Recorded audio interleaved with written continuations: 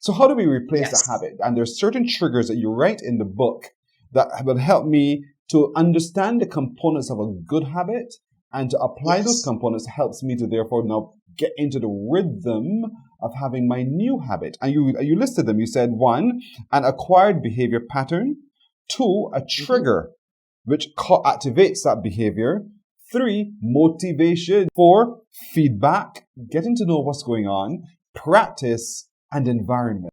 So, for example, getting up every morning and exercising for an hour is an acquired behavior. Yes. Because if you're me, what comes naturally for you is to stay in bed until you absolutely need to roll out. So that's the acquired behavior. It has to be something that does not come naturally for you. You have to make an effort in the first instance in order to be able to accomplish it.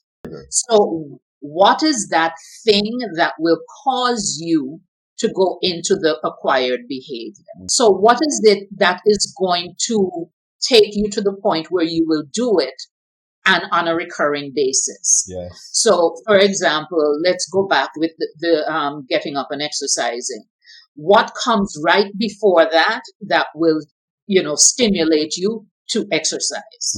So, and it needs to be something that you can have in place consistently, and that will have the desired impact. Right. So, for example, with the getting up and moving, exercising. For me, the breakthrough that I had with, out of bed was where I put my alarm. Right? If it was on the bedside, I could reach over and snooze it. If it was across the room and my husband is lying next to me asleep and he has no intention, no reason, no desire to be up at 5 o'clock, I better get moving and turn that thing off before it wakes him up. The definition that I embrace is an inner drive to satisfy some unmet need. Yes. And you said inner drive to satisfy some unmet need.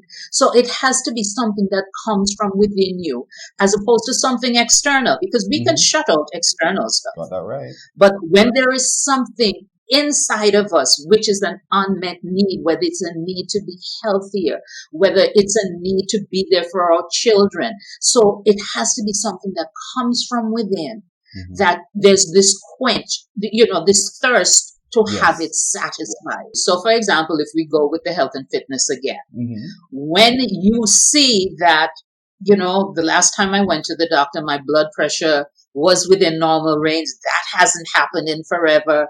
I'm able to go up the stairs without huffing and puffing. So you get that feedback that says you're doing something right. Here's a reward. Or it can be negative in terms of I'm not getting what I want to get. Therefore, I know I need to be better at this. Perfection is an illusion. Yes. Right? So, I can get up every day and say, oh, you think I'm going to turn into Usain Bolt? No. But I'll get better. If I stick with it, I can improve. Indeed so. Right? So practice. And I invite you and our viewers and listeners to think of environment as having 3 elements. So the first one we'll talk about is place. So as you work to form this new habit, locate it in a space, in a place that reinforces it, right? So ensure that you have a physical space that supports you in developing this new habit. Okay.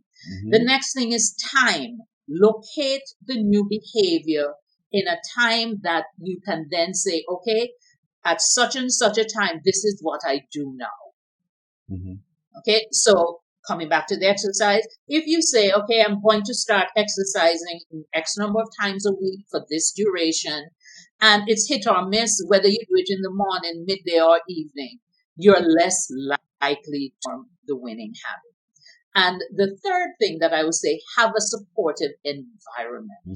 Who's going to be there with you? And I don't necessarily mean physically with you, but in terms of giving you the support, the encouragement, that feedback that you need to persist, because there are going to be times when you don't feel like doing this acquired behavior.